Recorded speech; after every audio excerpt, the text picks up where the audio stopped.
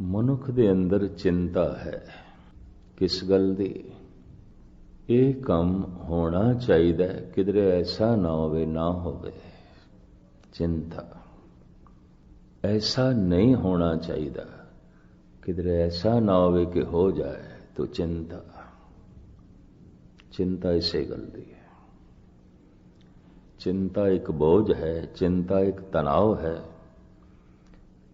और धार्मिक ज्ञानी कहते हैं चिंता मनुख की सोच शक्ति के विकास को भी रोकती है। चिंता चिंतन दे च दीवार खड़ा कर देंदी है, सिमरन दे च दीवार खड़ा कर देंदी है। चिंता अनेकां तरह के मानसिक रोगां नूं जन्म देंदी है। मानसिक रोग अनेकां तरह के शरीरक रोगां नूं जन्म देंदे। पर महाराज कहंदे मैं देखदा हां चिंतत ही दिसे सब कोय।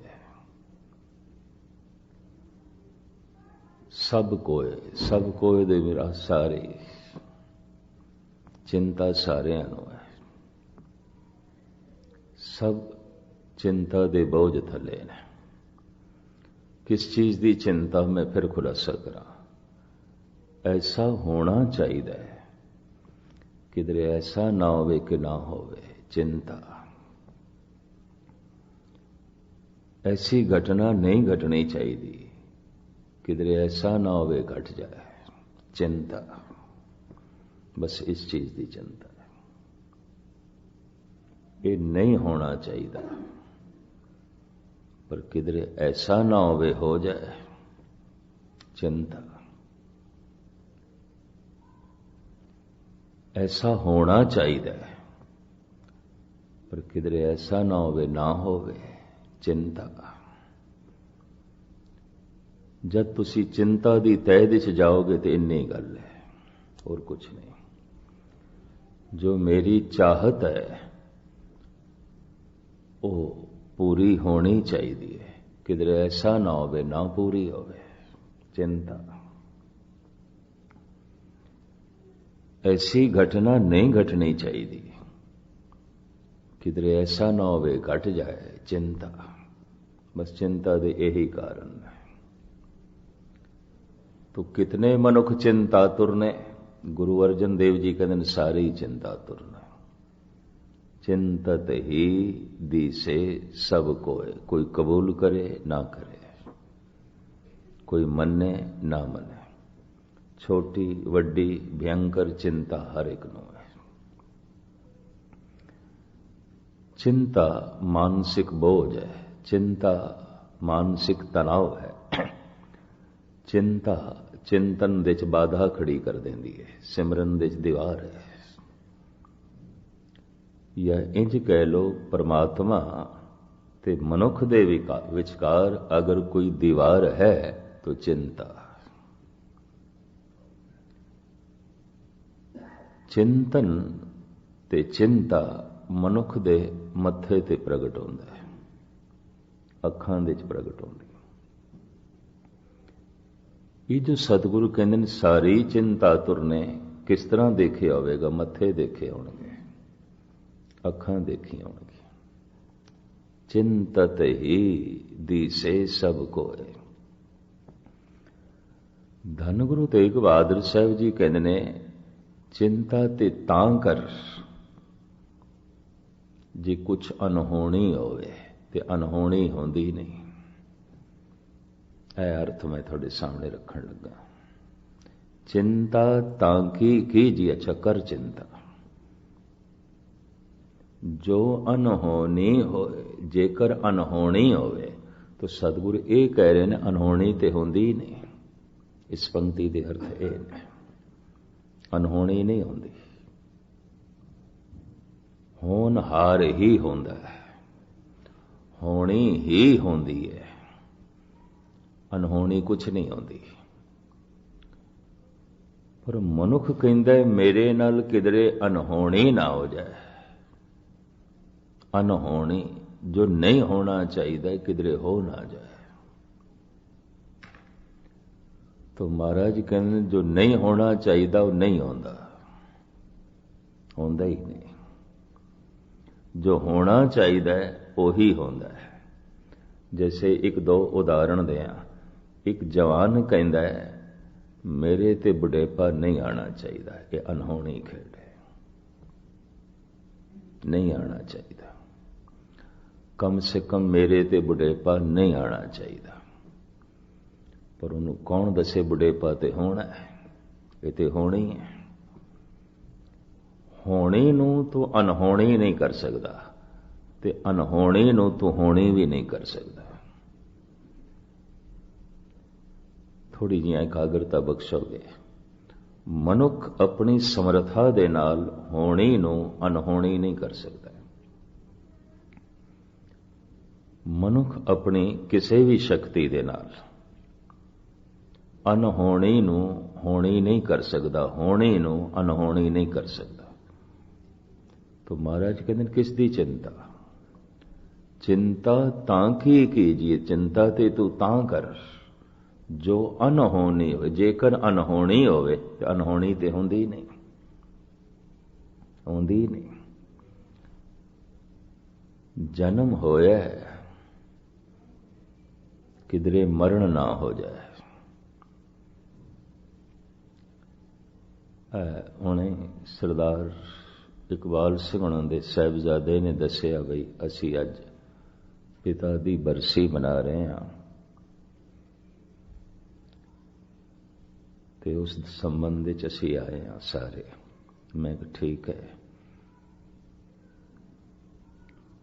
रोज दे सत्संगी सन। चलो मैनू जो ख्याल मिले ने मैं इस आधार ते ही कुछ कहांगा। धन गुरु तेग बहादुर साहिब जी दे इस सलोक नूं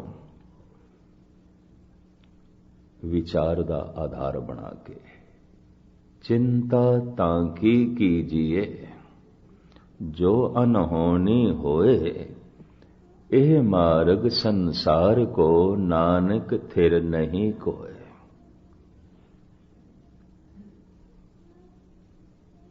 जो किधरे अनहोनी हो जाए ते चिंता कर। ते महाराज कहते अनहोनी ते होंदी नहीं। जन्म होया है होनी सी, पर मनुख कहता किधरे मरण दी अनहोनी ना हो जाए। तो मरण अनहोनी नहीं होनी है, मौत होनी है, अनहोनी नहीं है। जवानी होई है, आई है। किधरे बुढ़ेपे दी अनहोनी ना हो जाए। तो बुढ़ेपा अनहोनी नहीं, होनी है, होनी है, अनहोनी नहीं है। सुख मिले होया होया, किधरे दुखां दी अनहोनी ना हो जाए। तो मैं फिर अर्ज करा अनहोनी नहीं होंदी, होंदी नहीं। तां तू चिंता कर जे अनहोनी होवे। जो होवा होवत सो जाने, जो होया इते होना है। मैं एक दिन धम्मपद पढ़ रहा सी, महात्मा बुद्ध दा धर्म ग्रंथ। वो कहते जिन्हों चार सच्चाइयां दा पता चल गया ते चार सच्चाइयां नूं जिन्हें मन लिया, वो कहता मेरी दृष्टि च वो ब्रह्म ज्ञानी है, वो पूर्ण पुरख है। उसने जिंदगी दे तत सार नूं लभ लिया, प्राप्त कर लिया। पर गजब दी गल यही कुछ गुरु ग्रंथ साहब ने आख्या जो महात्मा बुद्ध ने आख्या।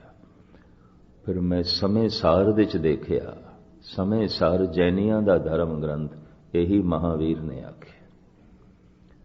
फिर सहजे सहजे मैं हैरान होया, यही उपनिषदां ने आख्या। भारत दे सारे पैगंबरी पुरुषां दी सोचनी यही है, और वो कह रहे ने जिन्हां नूं इस चार सच्चाइयां दा पता चल गया। सतवादी है, सतसंगी है। ते जिसने इन्हां चार सच्चाइयां नूं कबूल कर लिया, जान लिया, कबूल कर लिया। मैं किसी नूं जानदा हां पर उसकी होंद नूं मैं तस्लीम नहीं करता, मैं नहीं मनदा। जानदा मैं कौन है, पर जाणदिया होया भी मैं उसकी होंद नूं तस्लीम नहीं करता, मैं नहीं मनदा।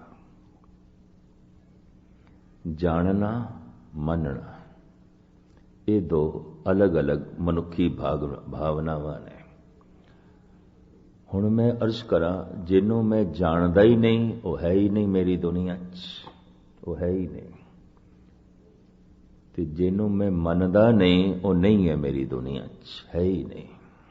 भावें होवे पर मैं जानदा नहीं तो नहीं है, भावें होवे मैं मनदा नहीं तो नहीं है। थोड़ी जिहा दिमागी शक्ति ते जोर लाना पेगा। जो मेरी समझ दे च नहीं है, जो मेरी मनोत दे च नहीं है, जो मेरे चेते दे च नहीं है, भावें होवे। होण दे नाल की आउंदा, मैं नहीं मनदा। होण दे नाल की मतलब है, क्योंकि मैं जानदा ही नहीं। होण दे नाल की मतलब है, क्योंकि मैं समझदा ही नहीं, मैं जानदा ही नहीं।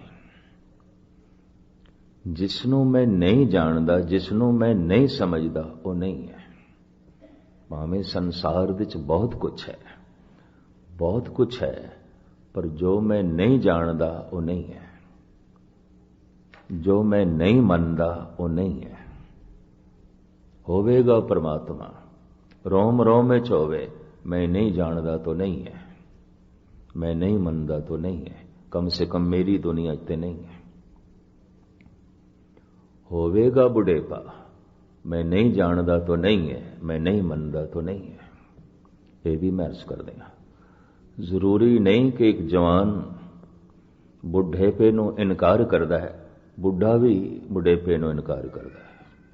बहुते बुढ़े भी औखे हो जाते हैं, बुढ़ा क्यों आखे, इनकारी है। होवे बुढ़ेपा मैं नहीं मनदा, होवेगा बुढ़ेपा है बुढ़ेपा मैं नहीं जानदा, मैं नहीं मनदा। होवेगी मौत है मौत मैं नहीं जानदा, मैं नहीं मनदा।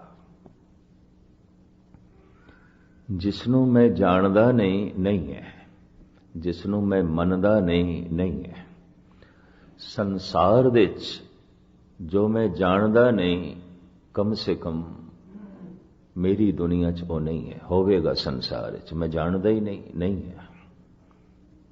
होवेगा संसार च मैं मनदा ही नहीं है। भावें परमात्मा होवे, मैं जानदा ही नहीं तो नहीं है। मैं अर्ज करा, जगत विच बहुत थोड़े जिहा मनुख ने जो जानते हैं, ते उन्हां जानन वालियां च थोड़े जिहा मनुख ने जो मनते हैं। जानना मनना दो अलग अलग अवस्थावां ने। कई दफा मनुख जान लेंदा है, मनदा नहीं, ये भी मैं अर्ज कर दिया। ते कई दफा मनदा है, जानदा नहीं, वो अंधी मनोत आउंदी है, उन्होंने कहंदे अंधी मनोत। मनदा ते है, जानदा कख भी नहीं, अंधी मनोत। जानदा है मनदा नहीं तो जाने हुए नाल संबंध नहीं जुड़ता, जाने हुए नाल रिश्ता नहीं जुड़ता, जाने हुए दे नेड़े नहीं जानदा।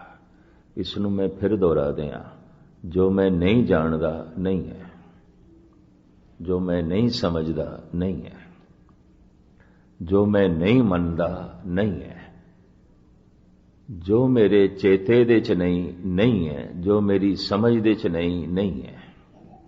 ये भी मैं अर्ज कर दे, भावें होवे पर मेरी समझ च नहीं है तो नहीं है। पशुओं की समझ दे च नहीं है तो परमात्मा नहीं है, पशुओं की समझ दे च नहीं है तो परिवार नहीं है। नानके दादके सौरे पशुओं दे च नहीं, भावें हैं पर समझ नहीं तो नहीं है। ना दादकियां दी प्रणाली, ना नानकियां दी, ना सौरियां दी। भावें है पर समझ नहीं तो नहीं है। गल स्पष्ट है। जिस दी मैनू समझ नहीं, जिन्हों मैं जानदा नहीं, नहीं है। और जिन्हों मैं मनदा नहीं, तो जो मेरी सिमरती च नहीं, जो मेरे चेते च नहीं, नहीं है। गुरुद्वारे आने का पता मतलब की है? परमात्मा समझ दे च आ जाए, परमात्मा चेते दे च आ जाए, परमात्मा मनोत दे च आ जाए, मन लवे, जान लवे, मन लवे, चेते कर लवे, बस इन्नी गल है। पहला पड़ाव जान लवे, जान लवे। मनेगा बाद ने ते मनना अंधा होएगा। जान लवे पहले जानकारी। क्यों? जो मैं जानदा नहीं होते है ही नहीं। होवेगा कम से कम मेरी दुनिया च नहीं, क्योंकि मैं जानदा ही नहीं, मैनू पता ही नहीं। जिसनों मैं जानदा नहीं वो नहीं है, जिसनों मैं मनदा नहीं वो नहीं है, मेरी दुनिया च नहीं है। तो थोड़े जिहा मनुख ने जो जानते ने और बहुत थोड़े मनुख ने जो मनते ने। जानन वालियां दी भी इतनी वड्डी महिमा नहीं मन्नी, जिन्हां ने जान के मन लिया उन्हां दी महिमा बड़ी बयान की थी महाराज ने। मन्ने की गत कही न जाए, जे को कहे पछे पछताए। जिन्हें मन लिया ओदी महिमा बयान नहीं कर सकते। होते महान महान।